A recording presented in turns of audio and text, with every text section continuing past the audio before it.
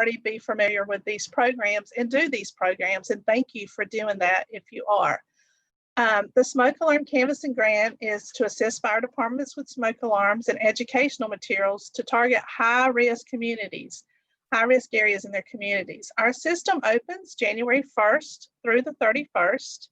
In 2020, we had 132 applications were received, and we approved 100 of those, with 66 of those as repeat grant recipients.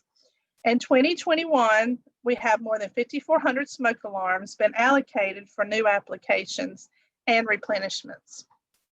So the guidelines is, if you want to apply for the grant, smoke alarm installs and surveys must be in and completed within 6 months of the alarms. And this is non-COVID times. We'll go over COVID times in just a second.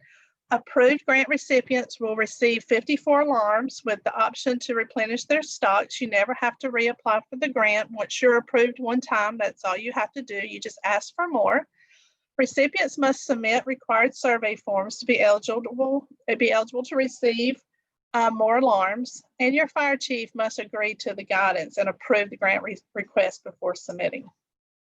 Once you're awarded, grant recipients are required to complete the online smoke alarm installation program training. They must target high-risk areas, provide fire safety education during home visits, install smoke alarms in accordance with manufacturer's directions, and submit survey forms online within 30 days of installation. So,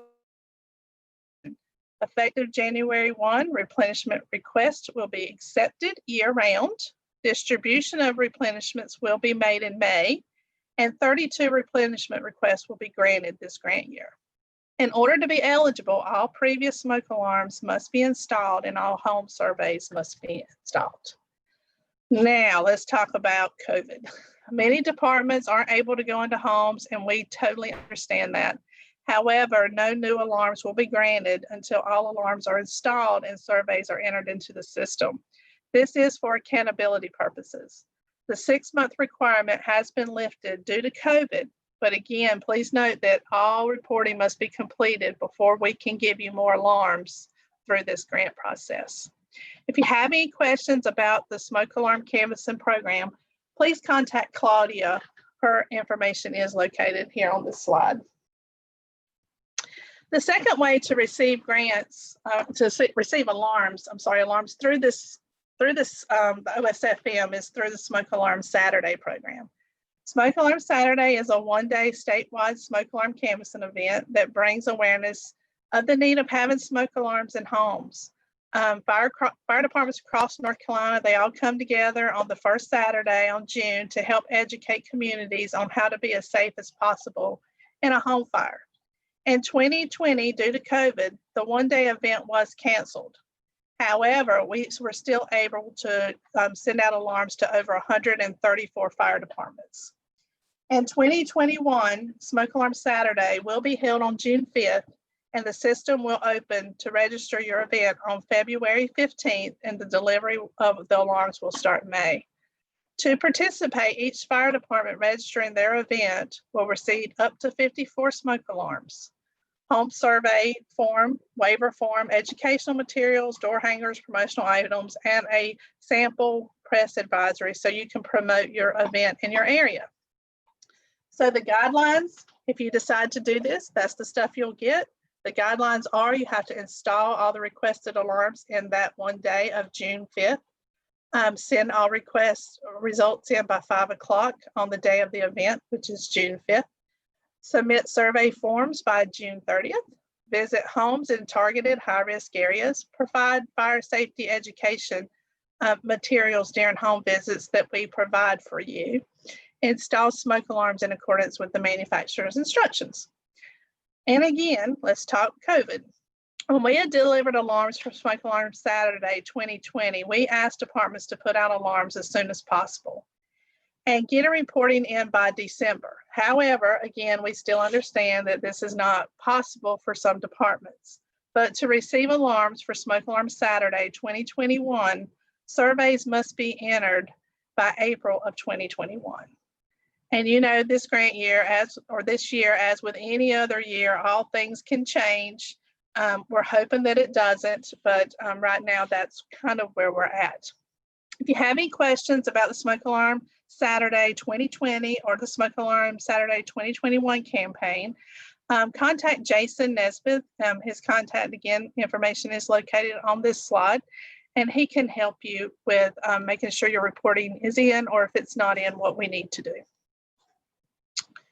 So Sound Off. Sound Off is a school program designed for firefighters and teachers to help educate second and third grade students about the importance of working smoke alarms, what sounds they make, where they belong in the home, and students also learn how to spot and correct common home fire dangers.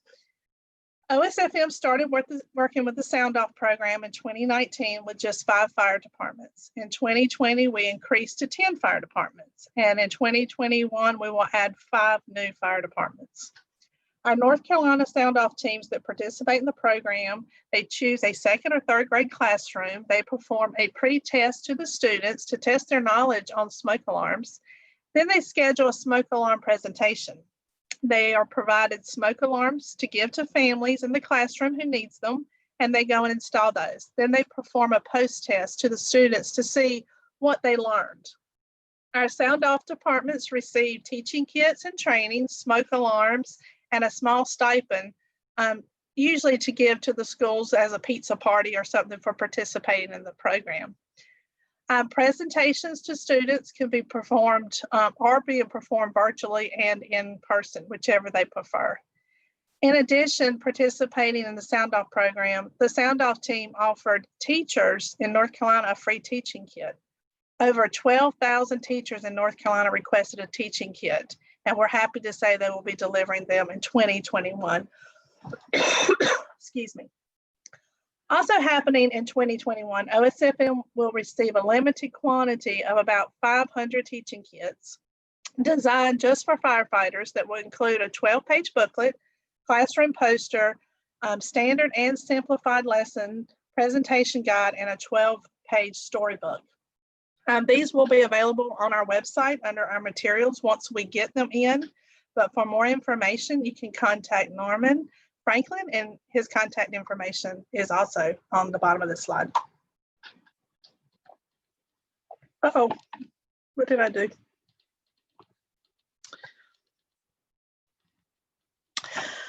New in 2020 and coming in 21, our website. We have completely revamped our website. You can tell I'm talking about our website a lot. I'm super happy with our new website. It has lots of useful information and resources all at your fingertips. It is completely new on the injury prevention side. Newsletters. In January, we began creating a monthly online newsletter. And it is located on our website. We send this out through monthly via Constant Contact. Please read them. They are really good and great information for you. You can steal any article that's in them and put it in your own newsletter that you want to send out. We're happy that you do that. And you can forward these through your Facebook and partner groups too. And if you're not on our list to get it, just let us know. I'll tell you how to do that in just a minute. Webinars. COVID did provide us the chance to think out of the box. We've been working from home a lot, and we really need to get our information out still. So we've held more than 15 webinars this year, mostly in child passenger safety, and provided CU credits for CPS. But we'll be holding more in 2021, as we do feel that this is a great way to get information out to more people at once. In December, we are planning on holding 3 fire prevention webinars. December 1st, we will hold the first webinar on carbon monoxide and heating dangers. We'll talk about kerosene, electric, wood heaters as sources of heat, and what CO is and how does it form and how to detect CO. On December 8th, we'll hold a second webinar on holiday lighting dangers, drop cords, Christmas trees, outdoor lighting, and candles. And then on December 15th, we will hold the final webinar of the year, and we'll focus on holiday cooking dangers associated with turkey fryers and kitchen fires, and how to prevent those accidents that can cause the burns, the fires, and the scalds. Conferences. COVID again has put a damper on our conferences. The Fire and Life Safety Educator Conference will be virtual this year, and it is free. The conference will be held on February the 17th. Registration is open, and more information can be found on our website under Fire and Life Safety Educator. Again, I'll show you that in just a second. The Safe Kids North Carolina Conference is held in May. We're still in the planning stages for this conference. We do anticipate this conference will also be virtual, or it may be a smaller conference.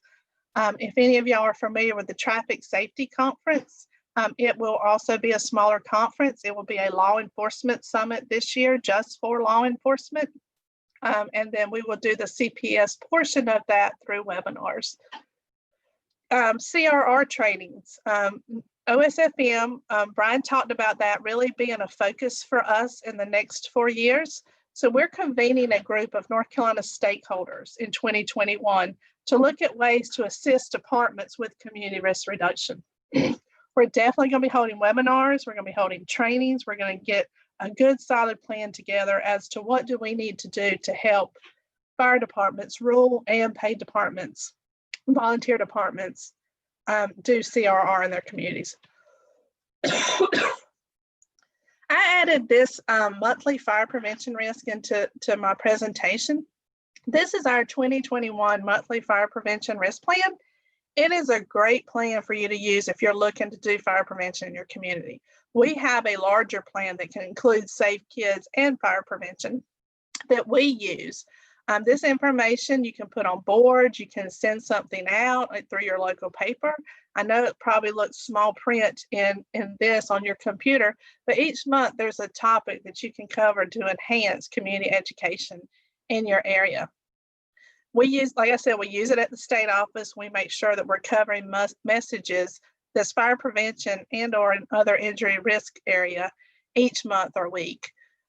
So you can always look at this, and if you don't know what to put on a specific month for fire prevention, this can help you. Our section is split up into 4 regions. So this is a regional map of our injury prevention section. These are our also injury prevention specialists. We have one for each region. The map shows the region as well as the injury prevention specialist for that region. The map is located on our website as well. So now I would like for us to take a tour of our website so that everyone can see just a little bit. I think I have enough time to do a real quick showing. Share screen, give me just 1 minute.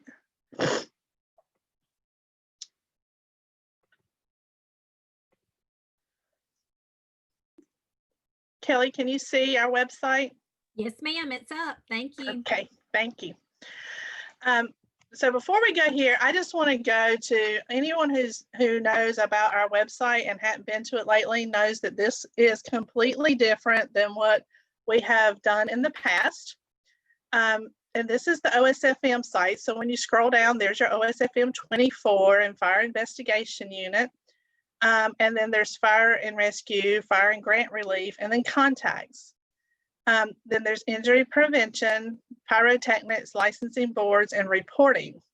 But what is really, really great about this website too is if you scroll down to the very bottom, it's going to tell you in real time how many fire fatalities in North Carolina we've had, how many we had in 2019, and then over on the side, the 2020 fire fatalities maps and the 2019 fire fatality maps are really great information. If you're doing a presentation or you want to know what's going on in the state, that's going to help you. It goes by county. The 2019 civilian fire fatality annual report is also really, really good in the sense that I'm going to click on it real quick. Well, it might not take me there, being a PDF, but go to that. It's going to give you all of the graphs that I showed you all in one place. So if we click here at injury prevention, let me go back one more second. If you're at home, this top bar right here is a scrolling bar. And if you want to kind of know what's being highlighted at OSFM, you can click here and it's going to tell you what's being highlighted at OSFM for the month. We have, or for the quarter, it may just be for the quarter. we put on here turkey fryers. So you can just click here and it's going to go and give you information about turkey fryers. Christmas trees, you can click here. It's going to give you anything you need to know about Christmas trees and holiday cooking. So we have put some stuff that it's really easy access, excuse me, that you don't have to go to the injury prevention section, although we want you to. On the injury prevention section, on our home landing page, we have fire prevention and education, safe kids, and Operation Medicine Drop. And that's the three main topics that will get you to wherever you really need to go. Underneath that, we have the report a save. If someone's been saved or you have saved someone by either putting a smoke alarm in their house or from a drowning or from putting a car seat in someone's car and they had a wreck and you saved them, please fill this report out. The commissioner and Brian would love to come and see you guys and present you with a certificate for that. Order free materials. This is where you get any of the free materials I was talking about. Just click this button and we're going to send those to you. And here's the injury prevention contact list. When you click there, it's going to take you to us at Injury Prevention. Then below, these are all of our news releases under news that we send out. And we send out roughly 20 to 25 news releases a year. And you can take this information, you can take this news release and you can forward this news release right to your own media, your own newspaper if you want to. You can put something on your website, take something out of the news release and take that out and put that comment into your Facebook or into your partners groups. Here's the newsletters right beside it. All of our newsletters from January to November are on here. If you've not seen them, please, like I said, look at those. They're great newsletters. And on this side is our events page. We're not real good at keeping that up. We should probably do a better job of that.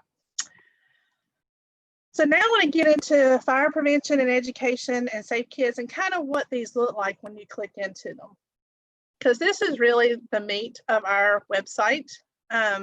When you go down on this page, we have 4 areas here. We have smoke alarm program and grants. That's where you're going to find where smoke alarm canvassing information is, how to apply, and smoke alarm Saturday. That's where you go to apply for smoke alarm Saturday and register your event. If you go there and it says it's not open, it's because it's not January 1st or February 15th. So you have to make sure that you're within the right time frame. You can still go in there and look for information now to kind of get yourself ready. Community risk reduction. I'm going to click on this one real quick. This is a brand new section and it kind of tells you what is community risk reduction. And specifically in North Carolina, what we do, Operation Medicine Drop, Child Passenger Safety, Smoke Alarm Canvassing, they're all CRR programs and we're already doing that in North Carolina. Steps for a successful CRR program, it gives you the 6 steps that it takes to have a really successful CRR plan and how to do that. And then below that is the community risk reduction resources. We have your national partners, your North Carolina partners for each of the areas, the fire, poison, and the motor vehicles, which is the top 3 injuries in North Carolina. And then below that, we have the Vision 2020 videos and the materials generator where you can make your own messages to get them out free of charge in the state. So we're excited about our community risk reduction section. To go back, you just hit fire prevention. And then fire and life safety educator site here. You go here, this is where you're going to find the mission statement. You're going to find who's on the council, the regional associations, how to become a member of the fire and life safety educators if you're not, to put in your annual report. This is where you go. And then also, here is the conference information. If you want to register for the conference, here's the URL for that. If you wanted to put in a call for proposals, nominations, next, not in 2021, 2022, when there is a live conference, hopefully this information will be listed at the same exact location. And then the part that I'm really super excited for is the fire safety facts, tips, and resources. So we have a lot of resources, tips, and facts here on anything that has to do with fire. We may be missing a couple and we will add them as we see. There's some lesson plans here We have information, smoking, smoke alarms, fire escape. We're going to click on turkey fires because turkey fires is coming up with Thanksgiving. And every one of them are exactly the same format. It's just different information. So we start out with a did you know? And then we give you really good facts, up-to-date facts on turkey fires. And then we give you the top safety tips. You can take any of this information that you want to use and do with it ever how you want to use it and get it out to the public. Then there's the video here of dangers of turkey fires. And then we always have the resources. So when you click on these resources, it's not just going to take you to NFPA, National Fire Protection. When you click on it and you're already in the turkey cooking section, it's going to take you to the public education section. I don't know if y'all saw that when I went there, but it took us right directly to Thanksgiving at NFPA.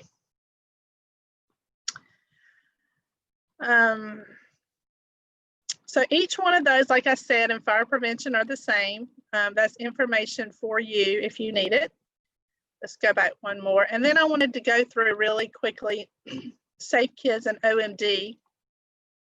Safe Kids is the same, set up pretty much the same way. We have the Safe Kids information, ATV safety, bike, child passenger safety. That's where you can find a class under child passenger safety, choking, falls, gun safety, heat stroke. So we have all of the risk areas there as well. And again, these are set up just like it was for fire prevention. We're going to go into the gun safety one, and it's going to show you the did you knows again, just like fire prevention risk areas, and then the top safety tips. And then it's going to give you specific resources. We have the law here. We have where you go get hunter education classes, gun violence. DHHS has a very good gun safety, and you go here and you can get there. And then Safe Kids Worldwide has good information as well. Again, they're all set up the same way, just with different information depending on the risk area.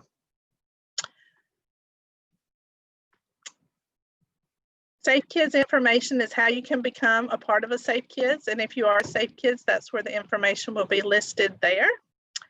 And then I wanted to show you really quickly our Operation Medicine Drop website. I've probably shown this 100 times and y'all have seen it 100 times, but here we go. It's Operation Medicine. This one's a little bit different in the fact that it just gives us some information and facts about Operation Medicine Drop. And then you just find a permanent drop box near you. Where do you find a take back event? How do you register an event? So that is our website. We also have videos here. And then again, we have resources, additional resources on poisoning and overdoses if you need those. And we are not giving you enough information. So that is our website. I hope y'all enjoyed my presentation. I hope you learned a little something.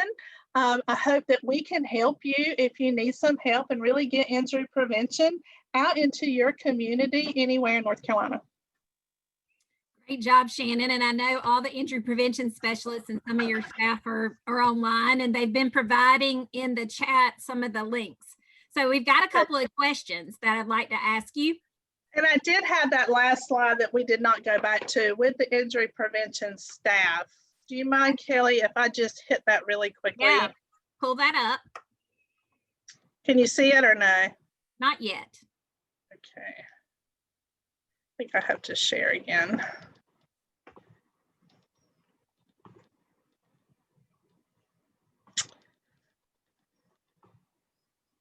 Okay, can you see it now? We can. If you'll put it in full view, then we'll leave that up while we do a couple of questions. Oh, shoot. Yep. Oop, that went to the beginning. That's okay. Just page up to that one. Oop. There we go. So this is the awesome injury prevention team, which is what I call them. Norman, Alan, Jason, and Claudia, they're all our injury prevention specialists in regions 1, 2, and 3. And they are there to help you with any of your injury prevention needs. They are super awesome. Allison, Lisa, and Lauren are in the Raleigh office. We could not do the work we do without Allison, Lisa, and Lauren behind the scenes really getting us where we're at. I can't say enough about this team and their love for injury prevention and wanting to help you guys.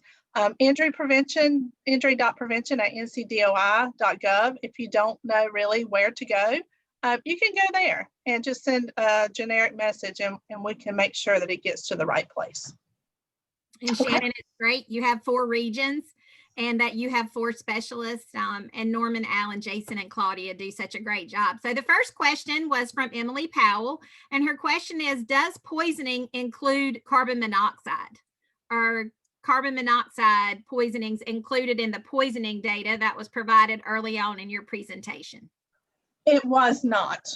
I have asked that question. I got the information from DHHS, and that poisoning is not part of that, carbon monoxide poisoning. All right. And the next question is from Aaron Coble. How long does it take to recert for child passenger safety seats? So this is a certification question. It takes 2 years to, well, every 2 years you have to recertify. And with COVID, they have lifted some of the restrictions on recertification. You do not need the 5-seat checkoffs right now. You have to do 6 additional CEUs. So that's a plus for people who can't go out and get those 5-seat checks. All right. The next question is, are overdoses considered poisonings in that data? Yes, overdoses are considered poisonings in that data. Yes, it sure is. And majority of the poisonings are overdoses. They're mostly opioid overdoses.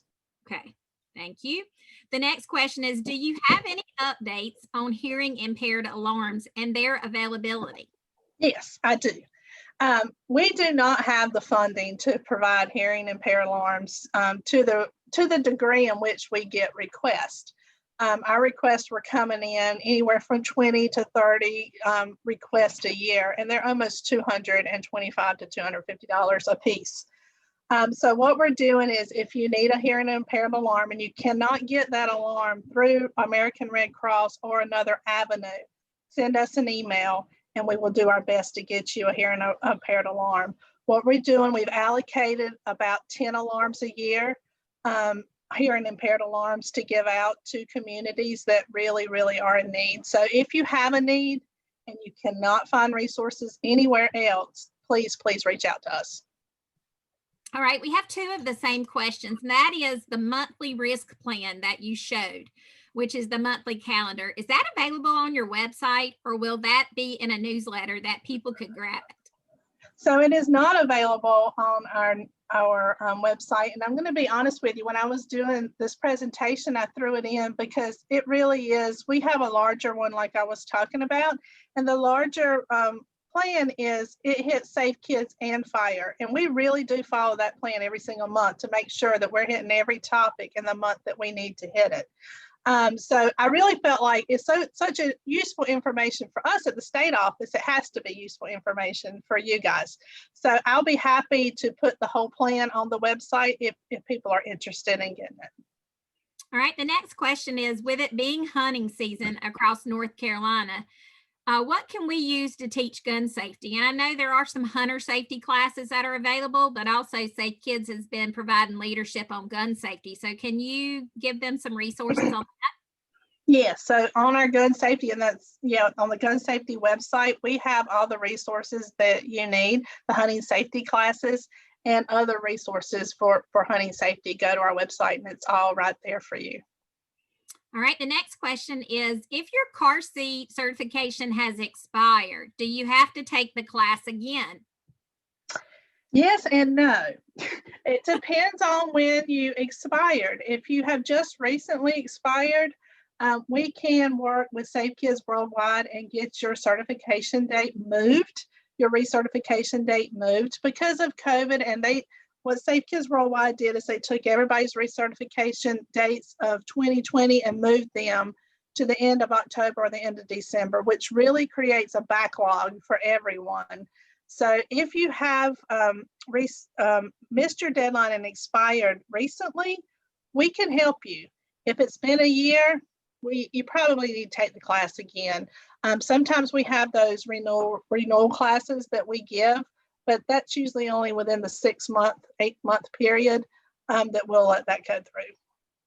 All right, the next question is, does the state have a program that helps with issuing Narcan to departments for their poisoning problem. And so this goes back to, I know your work with lots of different agencies, but do you know of any Narcan programs where distribution? So if you go to our website and go to, trying to think where I put it. I think it's under the poisoning section. It's DHHS website. And if you go to the poison under the resources part under DHHS, they have all the information. It's the opioid task force, and they can give you all the information on syringes and Narcans and all of that they're doing as part of the opioid task force, which is what Operation Medicine Drop is under as well. Right. The next question is, are there going to be any opportunities for carbon monoxide alarm grants? No. No and yes, we keep applying for the FEMA grant. When we had OSFM had the majority of smoke alarms, carbon monoxide, and hard of hearing alarms. What that was, it was a grant through FEMA. All of this was purchased through that grant. We have not been able to secure that FEMA grant again.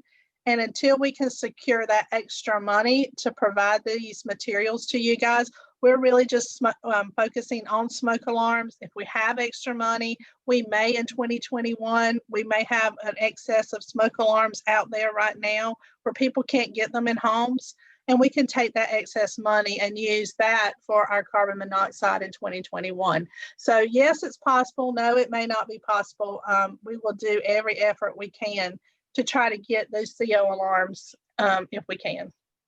All right. And also the Jeffrey Williamson Foundation is another source there in South Carolina. That's just one state over. That foundation started as a result of fatalities that occurred in Boone. And so since that is locally here near the Carolinas, that's another resource, is the Jeffrey Williamson Foundation.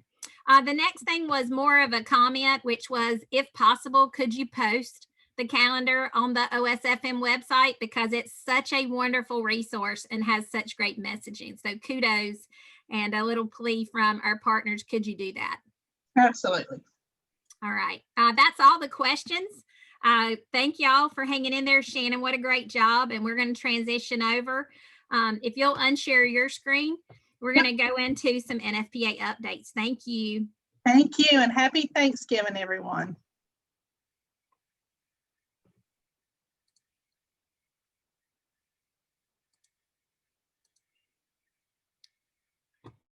All right. I'm going to take you through a couple of updates for this. And with that, Shannon, if you're still on, do you see the opening slide from your view? I do. I see NC Virtual Fire Safety Summit. Okay, great. These are all the partners that participate with our summit. And I just want to take a minute to say thank you. And also thank you to all the folks that joined us today to be a part of this. We do this for you. We're going to give you a couple of updates. Of course, it has to be a turkey edition of this because of the season that we're entering into. And it's going to be a very different year, as we said. As you know, different isn't necessarily good or bad, but different is different. And I would say that's a great description to what's going on. I wanted to first recognize North Carolina's homegrown NFPA Educator of the Year, Maria Boston. She's from Kannapolis Fire Department. She's going to be moderating a session this afternoon. Maria is our 2020 Educator of the Year, and she's our centerfold. We did a centerfold in the Fire Prevention Week catalog, and we have been joking with her about being our centerfold. But congratulations to our homegrown Maria Boston for being the 2020 NFPA Educator of the Year. We're so proud of you and the work that you're doing.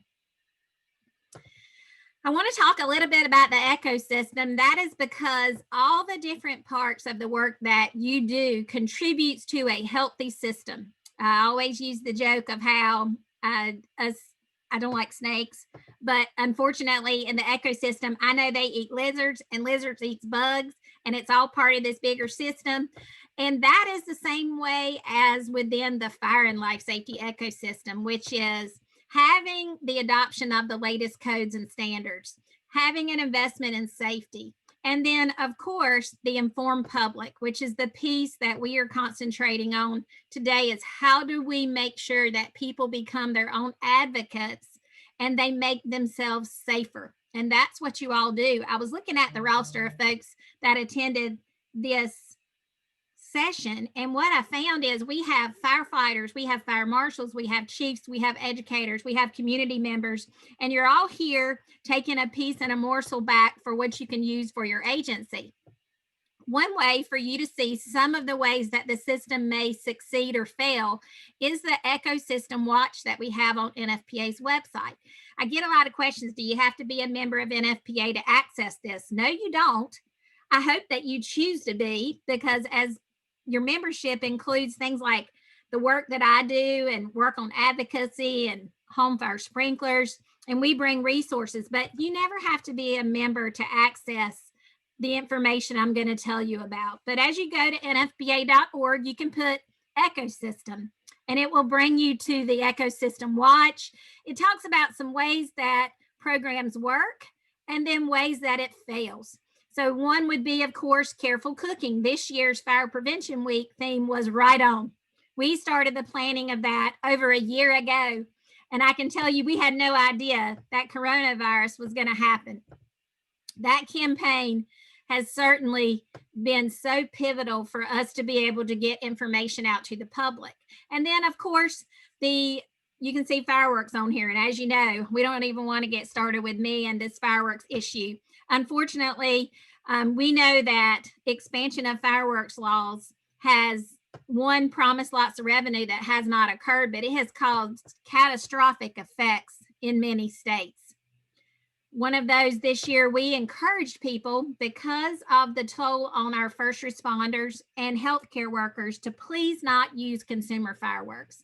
And so in spite of the fact that they are readily available in some states, we are encouraging the public to take action and not participate in that. The EMAC, I hope you know about the EMAC, the Educational Messaging Document. This is the 2018 version, and I will tell you that we are meeting the first of next week to do revisions for the 2021 version. We anticipate that being out the first quarter.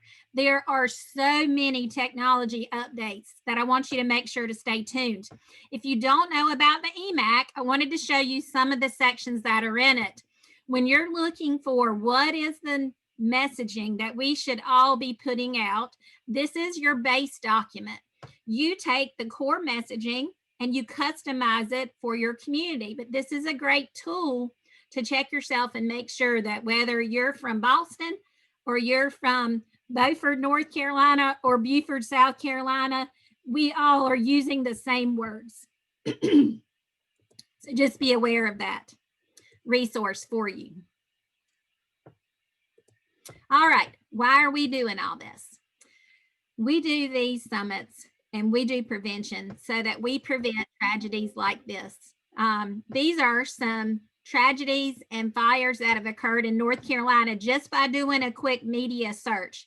I can tell you that I am so proud of the work of the Fire Investigations Group and how they're going out, they're looking at fire fatalities, and then injury prevention is taking that and creating programming around it. You can see house fires are still occurring on Thanksgiving. This is one that was in Huntersville. You can see that candles have sparked fires here in our state, and this was actually a fatality that occurred. And then also the fact that a Christmas tree actually caused a fire in Durham. So these are real life situations that it's kind of like preaching to the choir, but I just wanted to kind of center us back on the fact that the things we're going to talk about today, the great presentation from OSFM and some resources moving forward, it's because of this and the fact that we're looking at where incidences are occurring and what fatalities are occurring, and you're all making a difference in your community by addressing those. Turkey, anyone? I know there's going to be a turkey fryer demonstration next week here in North Carolina, and I will tell you that at our house, we have a grilled turkey and we have a fried turkey, but we do it safely. And that is that unlike things that happened before, which was you had to have an open flame burner and you had to use a large amount of oil, we have so many resources now that the EMAC is going to have to catch up with that. So you'll see the one here, the Master Built, that's actually a listed fryer that's big enough for turkeys. This is the kind that we actually have. I can tell you it does take a lot of oil, but it is listed. And that is what we want you thinking about. Safer ways of cooking things. The second one is actually an oversized air fryer for turkeys. And these are all things that I just searched around and I found, and we know that they're available. So whether you're using a contained fryer or an air fryer, or even the one on the right is what's called an infrared fryer, it's oil free. These are great ways to push out to the community alternative, safer ways as they're cooking. Now, we know that it's going to look a little different, and Shannon took you to the OSFM site, which links to us at NFPA. I want to make sure you know about our safety tip sheets for Thanksgiving safety. It's right here on the main page of Thanksgiving, but I also wanted to make sure that you pushed out some child-friendly activities. You'll see, what's your favorite food? These are actually conversation starters that you can use for your meal. Now, I know in many places Thanksgiving is going to look different, and that is because many families have had to make the choice to be separated on Thanksgiving. So maybe they're actually one place is actually virtually connecting with another, or you're having Thanksgiving outside. One of the things on the Today Show today was living in the South has its advantages. We may have a really pretty day on Thanksgiving Day, and if so, some people have the option of moving activities outside, versus in New England, it's going to be freezing cold, and they're going to be well below freezing for the next couple of days. But the Sparky Mad Libs is a great Thanksgiving dinner teaser. There's also conversation starters, and you'll find those at sparky.org. Be thinking about kid audiences and also the community. Also, Project Holiday.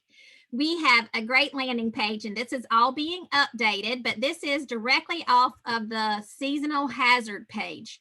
You'll see winter holidays. In there, we talk about regular holiday safety. We give you some Christmas tree safety tips, and there's even these really cute gift tags. Now, for us geeks that are into safety, you can print these off, and many of you have done this in the past. You can print off these little tags, and they have a safety message, and then you can address them to and from.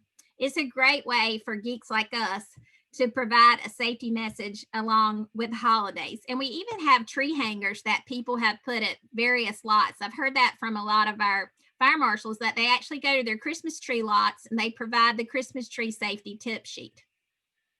Also, for holiday safety, you'll find a Mad Lib, you'll find coloring sheets, and I can tell you that with the amount of virtual school still going on, parents are looking for resources.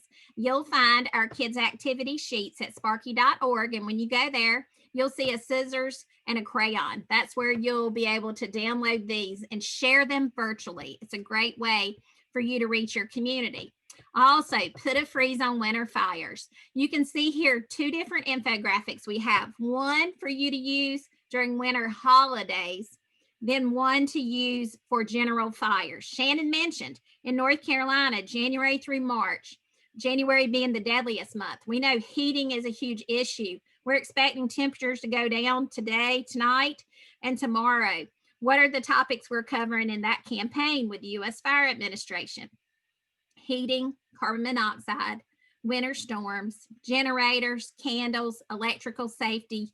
And you'll see that you can use these infographics differently. And we don't say Christmas holidays, we actually say winter holidays, because there are so many other religious groups that provide have occurrences that occur around the time of a traditional Christmas celebration. So we want to be mindful of those cultural differences. But these are 2 resources that you can grab from the U.S. Fire Administration, but also on NFPA's site to do different campaigns targeting winter holiday fires, as well as put a freeze on winter fires. And you'll see the change there in what we provide. These are just a few of the other topics. So one is within put a freeze on winter fires, you'll find Be Fire Safe with electricity in your home. It's going to talk about electrical fires. Now, I'll tell you that Christmas lights, people are putting up their lights even earlier, or holiday lights even sooner this year, because we all need a little joy, let's be honest. We also have to make sure that they are being safe with those, that they're being safe with extension cords, that they aren't stapling. Shannon and I actually went to this place to eat, and we were walking around and they had stapled Christmas lights for decorative lights. We about fell out. It was terrible because us geeks, we look for stuff like that. Also, religious candle safety. And even we have Jewish holidays that occur ongoing. Be mindful of all the different religious activities that are going to be occurring for the next couple of weeks. And so this gives you outreach that's available through the web for each one of those groups. Outdoor patios. I wanted to cover a couple of things COVID specific, and that is that restaurants and families are moving outside. NFPA came up with an outdoor heater safety fact sheet. And what I'm going to do is I'll actually provide some links, direct links to these, so you can find them. But to find this fact sheet, if you go to nfpa.org/coronavirus, I know many restaurants are actually using either propane or electric patio heaters to heat outdoor spaces so they can have more seating because of COVID. But also families have these. There's actually a shortage of these heaters because so many people are purchasing them to drive their activities outside. So you'll find this outdoor heater safety fact sheet at nfpa.org/coronavirus. It will link it to NFPA 1 and how this is addressed. And you can always view our codes and standards by going to nfpa.org/1. If you put the code or standard that you're looking, you'll be able to view those free online just by listing it that way. The other one is tents. As you know, I was watching one of the national shows and they were talking about tent rentals are out the roof. Even for holiday gatherings, especially in colder climates, people are using tents for a longer amount of time. Now, I know Charlie Johnson is on here and he's the fire code lead at the Department of Insurance, and they're looking at all these issues. But another one is going to be tents. How do they affect egress, the location, flammability? And this is another resource that's available to you. You can access it additionally at that coronavirus site, which is nfpa.org/coronavirus. But many of you are doing some inspections and also you're doing your regular firefighting. You wear so many hats that I just want to make sure you know about these resources for both the patio heaters and tents. Food trucks. I put this back in. We talked about this a few years ago, but I can tell you that because of coronavirus, we are seeing so many food trucks in very unusual locations. So I live in a small community called Fuquay, and I have noticed that our bars that don't serve any food, they may have a food truck come up, or we used to have festivals where they had them. Now they actually advertise that Food Truck Friday. And so a local realtor has a food truck come up and you can grab you some nachos or a hamburger from one of these, or even some lobster. Maine lobster, I know, is another one. But these food trucks are showing up everywhere. And in North Carolina, we've been looking at, does it make sense to have some governance on the inspection of them? That's one of those hanging issues. In the meantime, I encourage you to download the food truck safety fact sheet and checklist and provide this to those food truck owners. If something goes bad, they're going to be the first ones that are impacted, which is they could lose their life as a result of it. It's going to give you general safety. It's going to give you fuel and power sources. Going to talk about propane, other operational things. And this document is actually being updated with some new changes in NFPA 1. That release is going to be the week of November 20th, which is next week. We'll have a brand new version of this. So I wanted to make sure you knew about it so you can use it as a tool. Food truck safety updates within NFPA 1. Those revisions will launch next week. And so I will try to send that out to our listserv, but be on the lookout and please think about what we can do to make food trucks safer, and one for the owners, but also for the community. Because if you haven't seen it, some of the explosions that have occurred have been catastrophic, either overnight where they store a food truck or at an event. Unfortunately, there have been some tragedies that have occurred, and we want to prevent that. Outdoor safety. As we mentioned, people are staying outside a lot longer, whether it's a campfire or a portable fireplace. We have some social media cards that are talking about the fact that we want to make sure that you're heating safely, that you're keeping kids away from a place that they could trip and fall into these, how to use ethanol fuel safely, and all the things that we want you that we know are going to happen even further into the winter this year. So think about outdoor safety and how we can provide some resources on that. Fireworks, New Year's is coming, and unfortunately, some people choose to use fireworks. We do not want folks using consumer fireworks. We don't give any safety messages on this because we don't want you using them. We know that regardless of what's sold, we don't want you using it. And the reason we don't is because water boils at 212 and sparklers can actually burn at over 1200 degrees. Please don't take a chance on that. We have some alternative activities.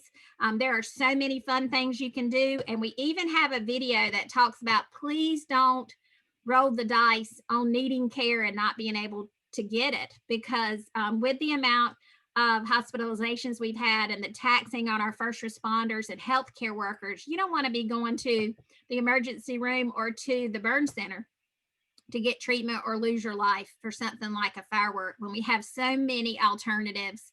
Let's just not roll the dice. So just know that Fireworks Coalition is still in place, and we are continuing to make sure that people know about the dangers of consumer fireworks.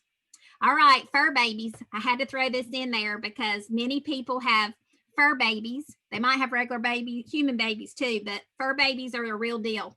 We do have a fire safety tip sheet that's available. We've been talking to people about making sure that even on the cooking side of things, that if you're cooking something on your stovetop and you have to leave and you have a pet that stays in the house, making sure that you move that and dispose of it, because their sense of smell is so much greater than a human being that that little poor thing may jump up on the stove and they could burn their hands, they could turn it on. You have a cat, they could also be injured, but making sure that you make decisions for your pets to keep them safe. So using battery operated candles instead of traditional ones, and also for fireplaces, making sure you have protection in place for them, but also for your electrical cords that they aren't chewing things. We know that that's just some of the natural behaviors of it, but you can access that online as well as pet fire safety. I want to go back to cooking safety and provide you some smoke alarm updates as well, because cooking safety is a reality. And that is that people are home more. Some people are able to get takeout, or occasionally you might be able to eat in a restaurant, but people are cooking more at home. And I want that to always be in the forefront of your mind, is how can we provide cooking information that's timely and accurate? This year's Fire Prevention Week, this is not an era. I left that in there because the week of Fire Prevention Week was just the kickoff to what we want you doing throughout the year. State Farm always looks at their claims data, and they tell us that the worst day for claims is actually Thanksgiving Day, followed by Christmas, that people are cooking. Now, let's talk about that in the context of what does that mean for us this year? Well, you can go to firepreventionweek.org. That page is going to stay up a lot longer. And if you go to Cooking Safely, you'll be able to access all those resources and tools to continue to use it.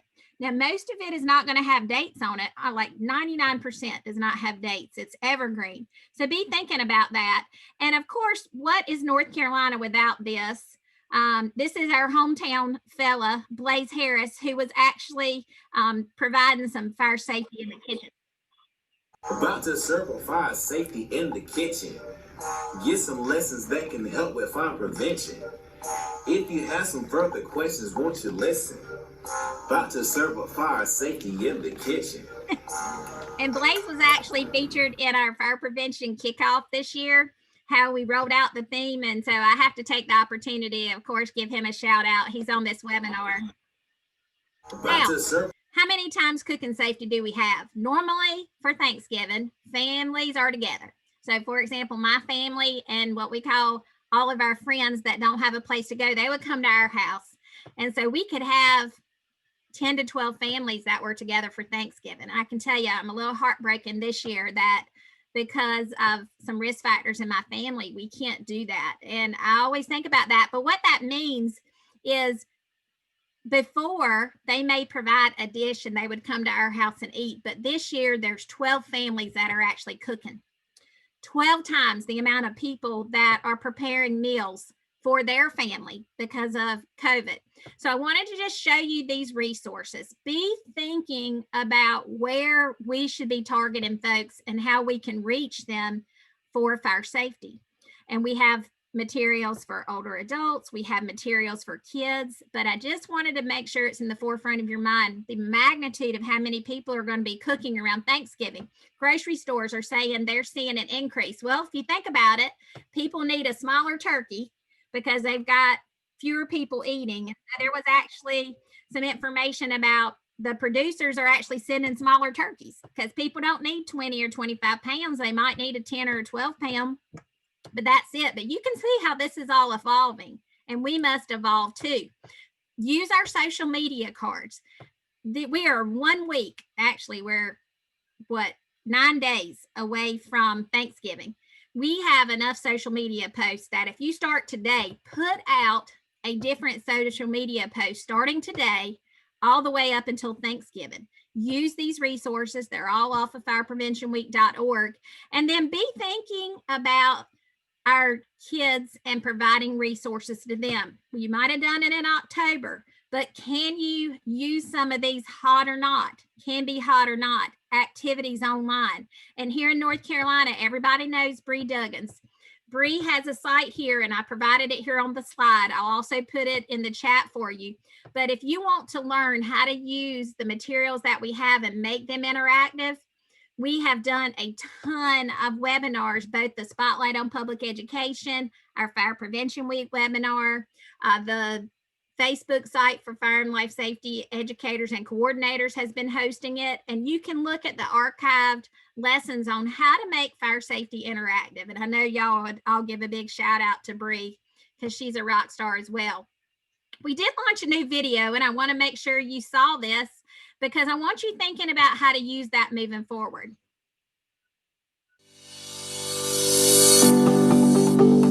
Did you know that you can make a difference in the fire safety of every room in your home? Yes, you. Get your spy skills ready. We're going to inspect your kitchen and show you what to look for to keep you safe. Ask a grown-up for help too.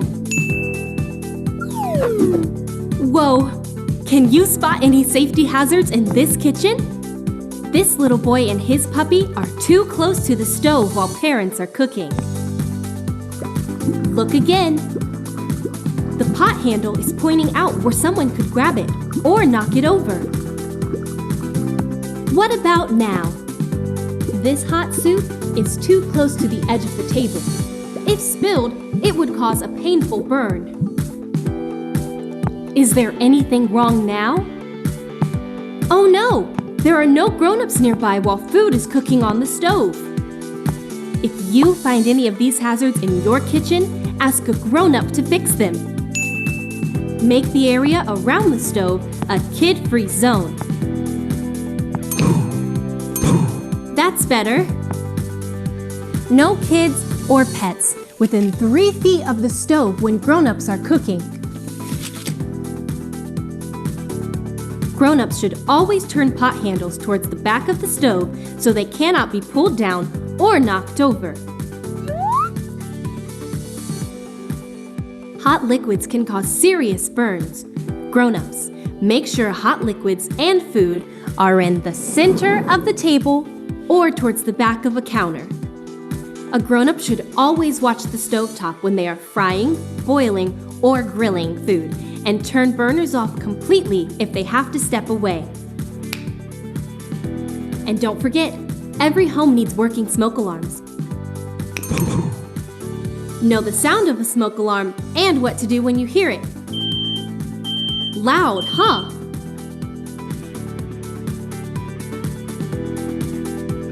Make a home fire escape plan with your family and know 2 ways out of every room. Nice spy skills. Sparky would be proud of you. Go check out the safety of your own kitchen. And remember, you can make a difference. All right. So I hope that you've seen that video. If you haven't, it's available on sparkyschoolhouse.org. It's also on Fire Prevention Week. And one of the things that I found out from the burn community, I was in Oklahoma, and a burn surgeon said they have a lot of burns during the Thanksgiving and Christmas holiday when people are carrying food and they don't have on shoes. So you can imagine the top of your feet don't have, just like your hand, they don't have a lot of skin and things to protect it. So a burn, just like the back of your hand or the top of your feet, can be very severe. So think about making sure that folks have on proper footwear so they can carry things safely. Now, this is our Fire Prevention Week kit. You can see there's no dates on it. And we, thanks to State Farm, were able to donate kits here in North Carolina. We had over 60 of those that were provided. And I want you to be thinking, because if you have materials left over, what can you do for Thanksgiving? If Thanksgiving is the biggest cooking hazard day that we have, can we get ahead of that? What Thanksgiving ideas do you have? I think about churches, because they're providing meals to lots of people in the community. Can we take those materials there and give it to them so when they're distributing food that they can have them? If you're doing a program for Thanksgiving, I'm giving away one Fire Prevention Week kit for a fire department that's doing something with a local food pantry or distribution. So if you'll email me, I'll give you my email at the end of this. But if you're doing a really ingenious program here in North Carolina and you're going to be working with your local food pantry, send me an email, let me know what it is. And thanks to the generosity of State Farm, we're going to give you materials to get out. They'll ship out tomorrow, so you'll have them for distribution next week, but be thinking about ways to reach your community for Thanksgiving. I just wanted to mention, there have been some changes in the standards that govern coil type stoves. There is now heat limiting technology that prevents the stove from getting above 725 degrees. And what that means is you can still boil water, but it does not allow oil to ignite. And this is a game changer for us on the engineering side of things. So new coil stoves are in production. This standard went into effect in 2018. And so anyone that's buying a new stove will have this technology available to them. And this is going to be huge for us in the world of cooking safety.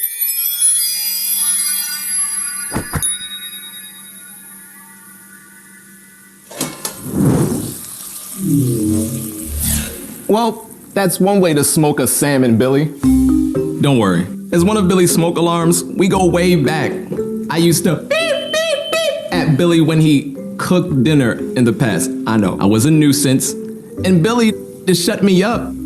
Use the trifecta. Rag to the face, broom to the gut, and for the finale, ripped from the ceiling, and shoved in the kitchen drawer. Really?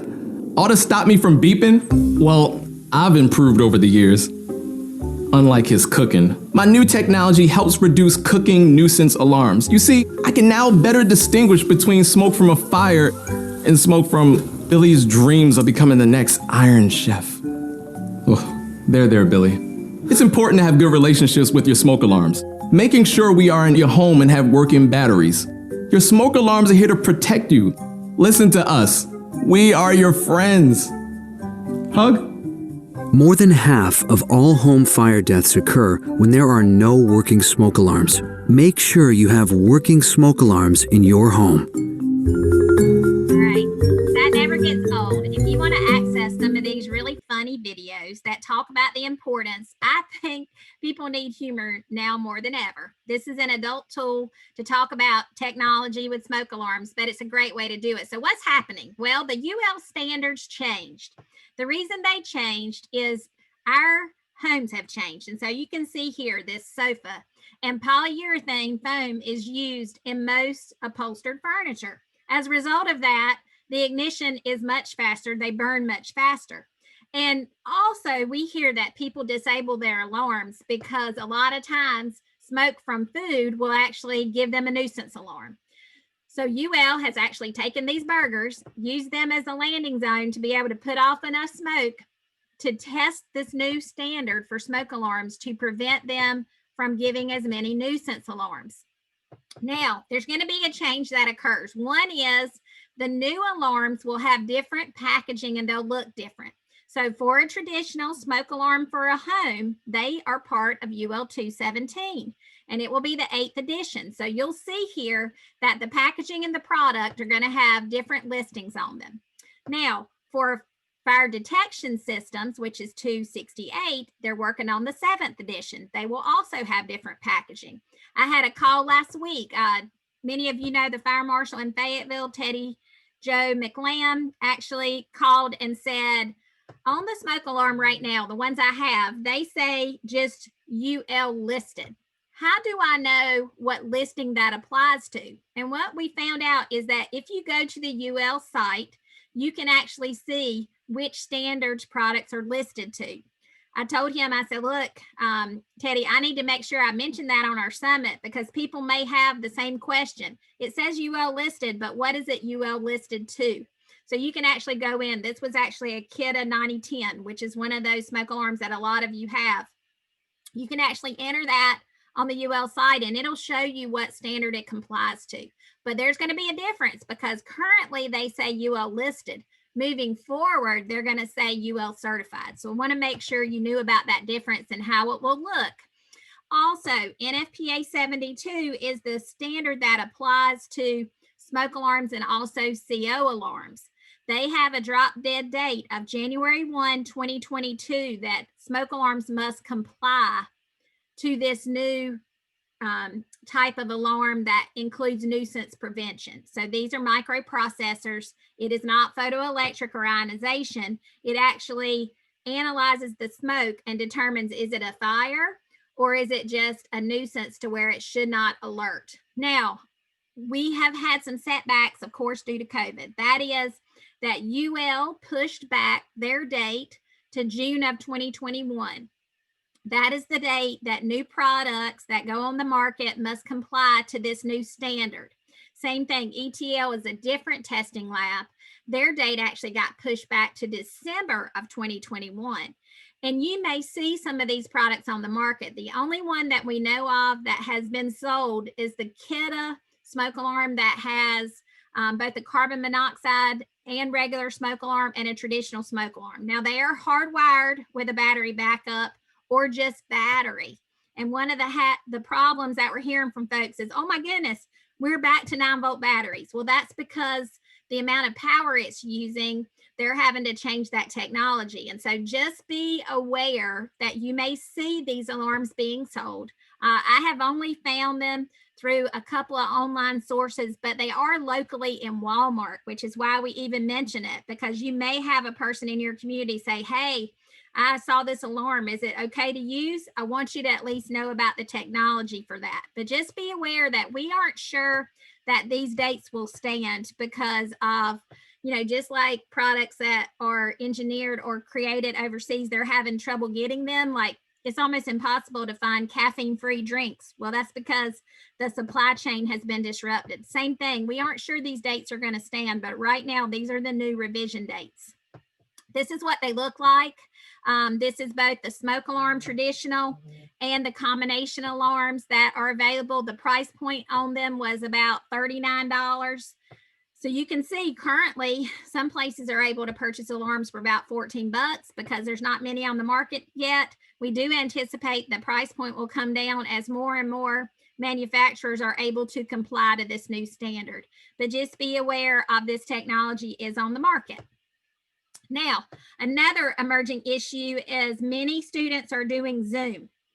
And as a result of that, teachers are reaching out to fire departments and they're saying, I hear a chirping smoke alarm going off in a kid's house. What do I do? Be thinking about ways to outreach these homes because you know if that battery is chirping, maybe it's an end of life alert, maybe it's a battery issue. And for any of you that are on Facebook, I actually was on a feed the other day. A friend of mine here in my local community was like, my smoke alarms are going off and I don't know what to do. And that started a huge conversation between a bunch of people giving advice. We need to be in those circles. So I challenge you that have a way to look at your community and give them good, accurate information and help to provide resources. So I like send them to the smoke alarm page and said, here's some information. We send them to our local fire department. They're always happy to help, but be thinking of these really blessings in disguise.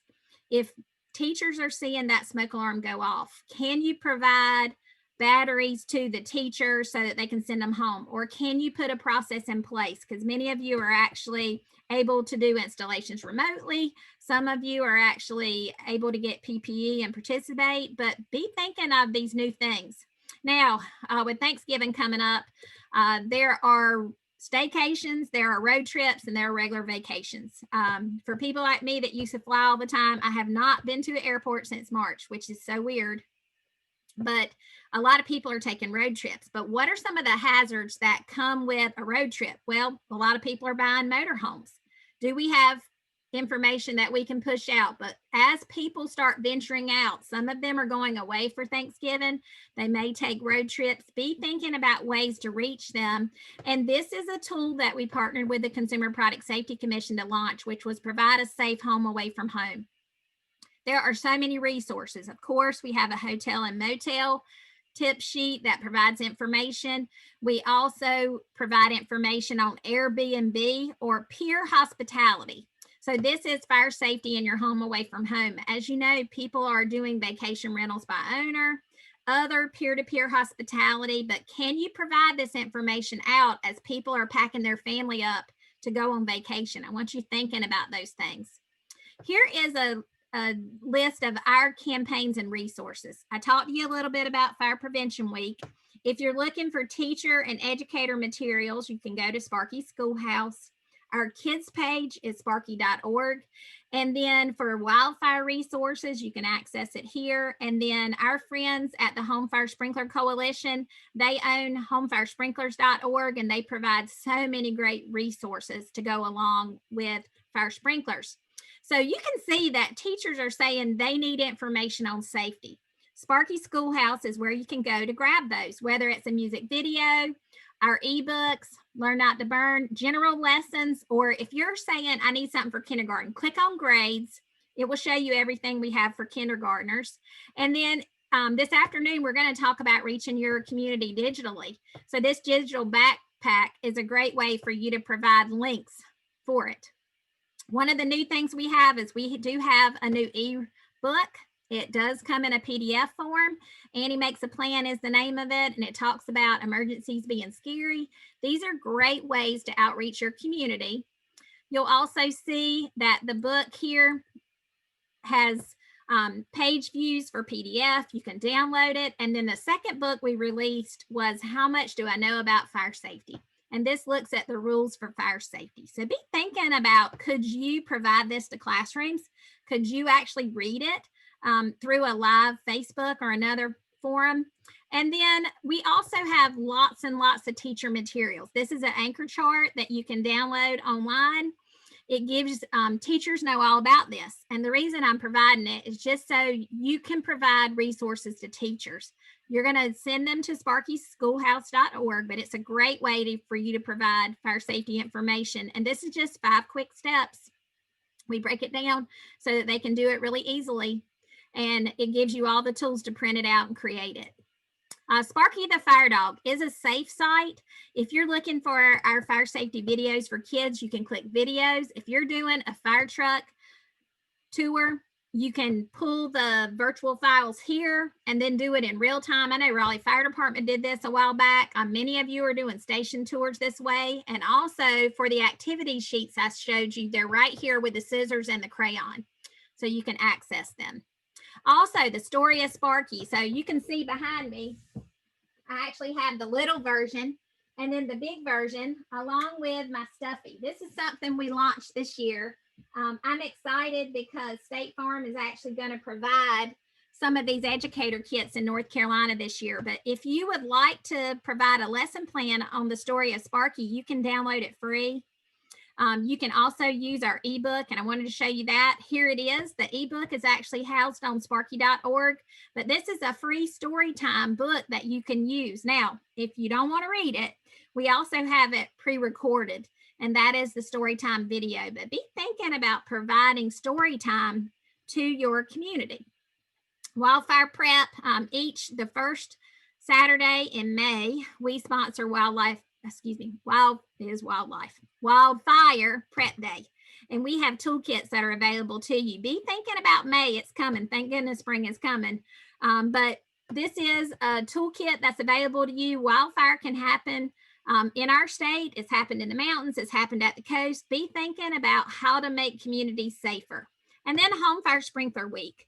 This is a project in coordination with the Home Fire Sprinkler Initiative. We do have a coalition here in North Carolina. It's housed at the Department of Insurance Office. State Fire Marshal Charlie Johnson's actually the chair of that group. And that Fire Sprinkler Coalition is there to bring awareness and information around sprinklers. We have an event for Wake, Harnett, and Chatham County tomorrow, where we're talking to them about builder incentives. And so just be aware, we do sponsor a Home Fire Sprinkler Week in North America. That's always in May. And we'll have virtual resources. Now, what does it mean when we say fire sprinkler initiatives? There are so many ways to make builders be able and planners to be able to design communities so that they can, of course, have more units. They can have different turnarounds. They can have different water supplies. And all of that is on the back of installing home fire sprinklers. So we have this event tomorrow, which is a lunch and learn with those 3 counties to talk about what do these incentives mean and how do we approach sprinklers a little different. We know that getting to folks by their pocketbook may be the way that we provide some information. Be thinking about mini lessons. We have these available to you. I want you to think about how you can provide these lessons virtually. There are so many platforms that take this little 10-minute lesson and provide them out to your community. All you have to do is grab them online. Also, remembering wins. Shannon told you that senior adults are dying in North Carolina more than anywhere. We've been awarded a Fire Act grant, which will allow us to provide online training and modules for remembering wins. So it is going through a revision. That is a 2-year grant. We expect Andrea is actually leading this effort to update and expand remembering wins. So stay tuned. Those resources are available to you, but be thinking about how you're going to provide outreach to senior adults. Also, we partnered with Vision 2020 to create some new fire safety videos that include preventing falls for older adults. Want to make sure you knew about them. You can access them at strategicfire.org. That's where you'll access the content. And then we've talked a couple of times about safety tip sheets. There are more safety tip sheets than there are weeks in the year. Be thinking along with that monthly risk calendar. We had a lot of questions about that. Use these tip sheets. You can convert them to a PDF. You can add your logo. You can share them socially. You can print them out. Maybe you have a copier that you can print them, or you partner with somebody to print these for you, and be thinking about where you can provide these tip sheets. And then instead of providing translations, could you use a pictograph? So airlines have been using pictographs for years. That is telling a story using pictures instead of words.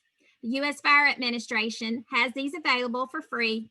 All you have to do is download them, and pictographs are for any language. You don't need to have them translated because the pictograph tells the story. So just be aware, this is a great resource for you. They also have some amazing social media cards around all different things. So here you'll see a video for winter safety. You'll also see these are all heating and CO generators. All the things that you need for right now are available, and these all are following the EMAC. So you can always have confidence that the messaging is correct and is being used properly. And these are just some of the samples of infographics that they also have. So that gives you pictographs, social media cards, and infographics for you to use in the coming months. And you'll see here holiday, cooking, severe weather, outdoor and wildfire, heating, all the things we want to be concentrating on for the next few weeks. I know y'all get tired of me talking about CO. I get tired of it too. I get tired of it because it is such a hazard that people discount, and that is that last Thanksgiving, Ann Ferris's family actually was poisoned at a vacation home over Thanksgiving. We had a family of 4 that was killed in Mexico. I am asking you to please get you a travel CO alarm and take it with you. When you go to a motel, when you go to a private home, when you go on vacation, here, there, everywhere. Please be aware of this hazard. Also, keyless cars. Many of you have heard the story. My mom has a hearing impairment. She had a rental car and it was keyless. And y'all, she couldn't even hear the car running because it was so quiet. And of course, she had the keys in her pocket. And so she left it running one morning when we were at church. And thank goodness the security team came in and told us, and she was totally embarrassed. But can you imagine if you pulled into your home and closed your garage door? There are things that we need to do to provide layers of protection. So be thinking about carbon monoxide. What can we do? This precious family was actually sickened. Their daughter, Chris, has gone on a mission to raise awareness about hotel and motel carbon monoxide. Last year's summit, we did updates on carbon monoxide. The Vermont, New Hampshire carbon monoxide summit was 2 weeks ago. And we again met a family that a lady's husband died and she was left with a traumatic brain injury from asphyxiation that occurred from carbon monoxide. Please be thinking of all the ways that we can reach the community with CO resources. Also, here in North Carolina, we actually visited the Duke Hyperbaric Chamber, and they told us that one of the top hazards is actually propane forklifts. They have a lot of folks sickened. And right after the summit last year, David Dillon shared with us that Apex Fire Department had a situation where their inspectors were carrying CO detectors on their belts. They actually detected a high level, and all of those folks were being sickened from this. But the Consumer Product Safety Commission has lots of great resources. Another emerging issue, and this is actually a clip from the Carolina Beach Fire Department. They have a lot of golf carts down there, and some of you may have them, but one of the dangers of charging batteries indoors is actually if you have a CO alarm, sometimes they'll get CO listings, and what it is actually hydrogen that is setting off the CO alarm. So be aware that we need to be talking to folks about how to safely charge their golf carts outside, the dangers of hydrogen, but you may get some of those false alarms for CO. Hopefully you have a detector. And then if you would like to learn something new, we have a series of podcasts and we have some new things. One was on hand sanitizer. Our journal features different things. And so you can actually learn something new in our podcast. So I want to make you aware of that. I want to encourage you to learn all year. This is the Facebook Fire and Life Safety Educators and Coordinators. We recently had our Spotlight on Public Education, which was another free event. Those presentations are going to be archived, but these are ways for you to learn all year. And then another opportunity is we have a community risk assessment pilot program. This is phase 2. We are allowing in 250 departments to participate in our community risk assessment program. We hope that you'll apply. The information is up. We're going to talk about it this afternoon. This is the second phase of it. We want you to apply by December 16th, and you'll be notified if you get brought in. We started with 50. Now we're going to bring on another 250 participants. And so be aware, this is one other opportunity for you to find out what your community risk assessment should be, what it should include, and NFPA is actually footing that bill. This is the webpage that has information on COVID. It includes information on school openings. You can find it at nfpa.org/coronavirus, the whole word. Coronavirus afterwards. You'll find the patio heater there, tent information, reopening for schools. And then you're going to see many emerging issues happening, from energy storage systems to new refrigerants. We have a new fuel gas detection standard. So the standard is going to be 715.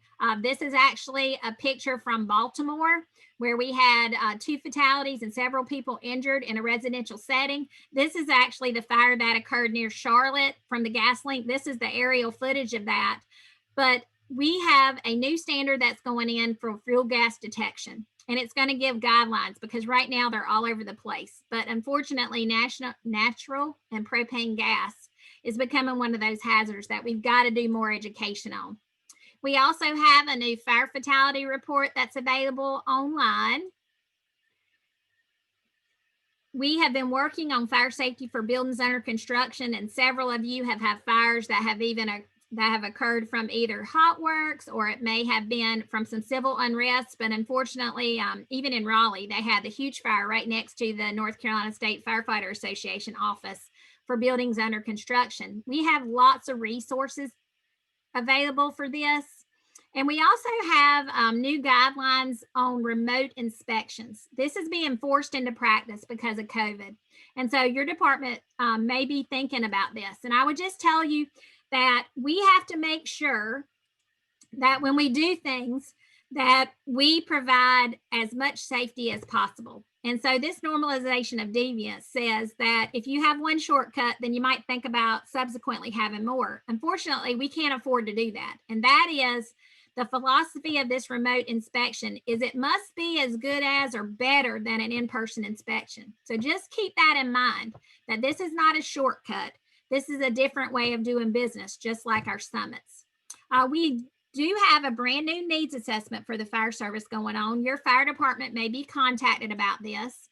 And we have a new program called NFPA Link, which currently is only electrical safety, but stay tuned because we're going to be having more information about this coming out as more codes and standards are entered into this program. A lot of you say, can I use your stuff? The question is yes, please use all the materials that we create. And with that, I want to make sure that I provide you with my contact information. This is my email address. This is my cell number.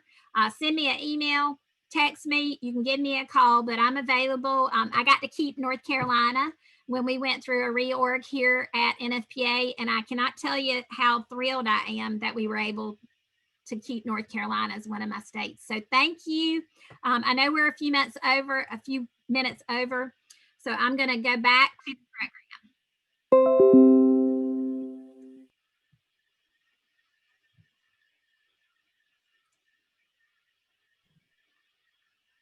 Hey, Kelly, we do have a question for you. Okay. Remembering when update, will there be updated questions for the trivia game? There will. We're updating the entire program. So it's going to have online modules. It's going to have in-person learning.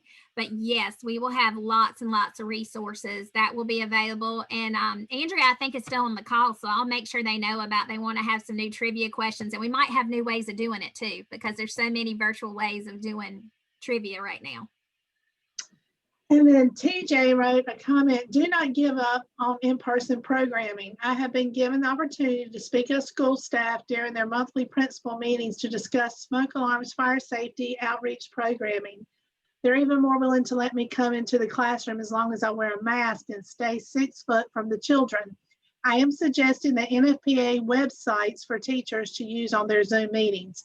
I received the FEMA grant, but to put smoke alarms in every home of a kindergartner in my jurisdiction, they will receive an alarm kit that includes a 10-year smoke alarm, school supplies, home fire sprinkler brochure, home fire safety brochure, and a letter to parents to find more information about fire and life safety. Thank you, TJ, for that comment. Absolutely. And I can tell you that if you have the ability to go in and do an in-person one using the best safety guidelines and guidance from your department and your local health department and health officials, please do it. Because our intention as NFPA is this year, we might have had to do it this way, but y'all, I cannot wait till we're back together because there's no way to compare the networking that happens at an in-person event. So 100%, we are still hoping and praying for the day that we're able to go back to in-person events. And I just appreciate y'all being here. So Richard has, I'm watching and listening on Shift. Just curious if today's presentation will be available for viewing later if some chance I can't watch the session. Yeah, so we are so fortunate that the Home Fire Sprinkler Coalition, this morning session will be packaged and then the afternoon session will be recorded. We are going to decide if that's going to be emailed out to the registrants or if that will be housed on a website. It may be that the fire and life safety educators in North Carolina might be able to house it. We haven't worked out that, but either way, our intention, yes, is to provide for the folks that registered a recording for that very reason. So thank you. That's all the questions for now. All right. Well, thank you, Shannon. And thank you all. That concludes the morning. Go grab you some lunch. The link that you had for the morning is the same one for the afternoon. Please come back if you get the chance. You are in for a treat for this afternoon. We're going to talk about what do we do now? Fire Prevention Week's over. What do we do? This starts back at 1 o'clock. Use your same link. And thank you so very much. And go grab you some lunch.